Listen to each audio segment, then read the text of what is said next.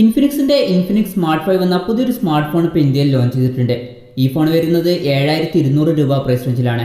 ഈ ഒരു വീഡിയോയിൽ നമ്മൾ നോക്കാൻ പോകുന്നത് ഇൻഫിനിക്സ് സ്മാർട്ട് 5 എന്ന ഫോണിന്റെ വിശേഷങ്ങളാണ്. അതിനു മുമ്പ് ഇതുപോലുള്ള വീഡിയോസ് ഇനിയും കാണാൻ താല്പര്യമുണ്ടെന്നുണ്ടെങ്കിൽ ഈ ചാനലും സബ്സ്ക്രൈബ് ചെയ്യാവുന്നതാണ്. പിന്നെ അടുത്ത് വരുന്ന ഒരു ബെല്ലൈക്കണും കൂടി എനേബിൾ ചെയ്ത് വെച്ചാൽ ഞാൻ വീഡിയോസ് അപ്ലോഡ് ചെയ്യുമ്പോൾ തന്നെ നിങ്ങൾക്ക് അതിൻ്റെ നോട്ടിഫിക്കേഷൻ ലഭിക്കുന്നതായിരിക്കും. ആദ്യം ഡിസ്പ്ലേയുടെ കാര്യം പറയുകയാണെങ്കിൽ ഇൻഫിനിക്സ് സ്മാർട്ട് 5 6.82 ഇഞ്ചിൻ്റെ HD+ ഡിസ്പ്ലേ ആണ് വരുന്നത്. അപ്പോൾ ഈ ഫോണിൽ അത്യാവശ്യം വലിയൊരു ഡിസ്പ്ലേ വരുന്നുണ്ട്.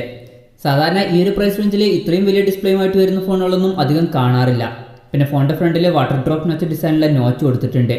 20.5:9 എന്നുള്ള ആസ്പെക്ട് റേഷ്യോയിലാണ് ഈ ഫോൺ വരുന്നത്. ഈ ഫോണിൽ ഏകദേശം 90.66% സ്ക്രീൻ ടു ബോഡി റേഷ്യോ ആണ് വരുന്നത്. പിന്നെ ഫോണിൻ്റെ പീക്ക് ബ്രൈറ്റ്നസ് വരുന്നത് 440 നിറ്റ്സ് ആണ്. അപ്പോൾ ഡിസ്പ്ലേയുടെ കാര്യത്തിൽ ഞാൻ ഈ ഫോണിന് 4 പോയിന്റ് ആയിരിക്കും കൊടുക്കുക. കാരണം ഈ ഒരു പ്രൈസ് റേഞ്ചിൽ അത്യാവശ്യം നല്ലൊരു ഡിസ്പ്ലേ ഈ ഫോണിൽ വരുന്നുണ്ട്. പിന്നെ ഈ ഫോണിൽ ഫിംഗർ പ്രിന്റ് സെൻസർ കൊടുത്തിട്ടുണ്ട്.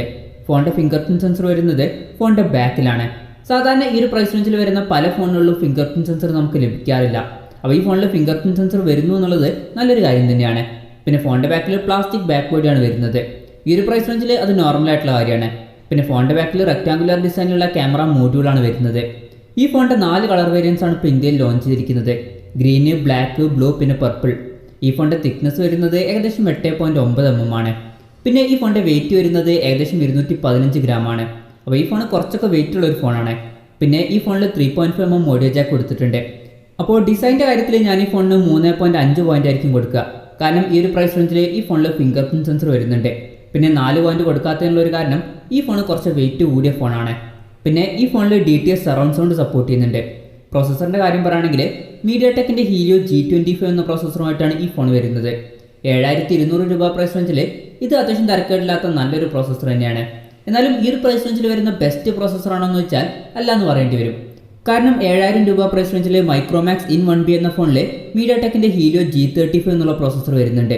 എന്ന് വിചാരിച്ചിട്ട് ഈ ഒരു പ്രൈസ് റേഞ്ചിൽ ഇത് മോശം പ്രോസസ്സർ ഒന്നുമല്ല. ഇതും അത്യാവശ്യം നല്ലൊരു പ്രോസസ്സർ തന്നെയാണ് ഈ ഒരു പ്രൈസ് റേഞ്ചിൽ.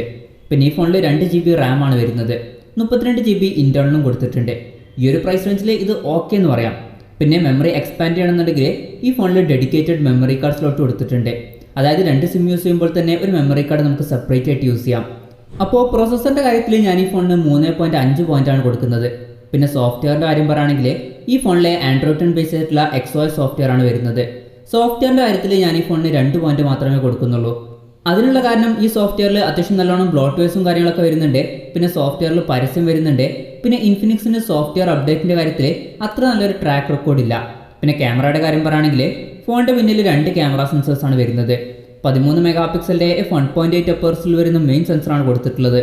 പിന്നെ ഒരു ലോ ലൈറ്റ് സെൻസറും ഈ ഫോണിൽ കൊടുത്തിട്ടുണ്ട്. ഫോണിൻ്റെ ബാക്കിൽ ക്വാഡ് LED ഫ്ലാഷ് വരുന്നുണ്ട്. സെൽഫി ക്യാമറയുടെ കാര്യം പറയുകയാണെങ്കിൽ ഫ്രണ്ടിൽ 8 മെഗാപിക്സലിൻ്റെ f2.0 അപ്പേഴ്സിൽ വരുന്ന സെൽഫി ക്യാമറ ആണ് വരുന്നത്. ക്യാമറയുടെ കാര്യത്തിൽ ഞാൻ ഈ ഫോണിന് 2.5 പോയിന്റാണ് കൊടുക്കുന്നത്. പിന്നെ ബാറ്ററിയുടെ കാര്യം പറയുകയാണെങ്കിൽ ഈ ഫോണിൽ 6000 mAh ബാറ്ററി കൊടുത്തിട്ടുണ്ട്. വളരെ മികച്ചൊരു ബാറ്ററി ബാക്കപ്പുമായിട്ടായിരിക്കും ഈ ഫോൺ വരിക. 10 വാട്ടിൻ്റെ ചാർജറാണ് ഈ ഫോണിൽ കൊടുത്തിരിക്കുന്നത്.